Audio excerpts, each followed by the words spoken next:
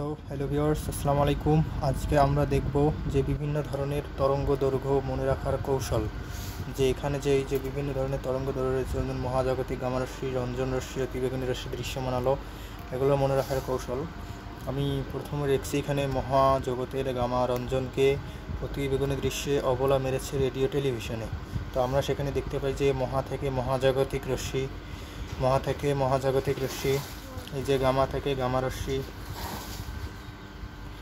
রঞ্জন থেকে রঞ্জন বা এক্স রশ্মি, অতি থেকে অতিবেগুনি রশ্মি, তারপরে দৃশ্য থেকে দৃশ্যমান,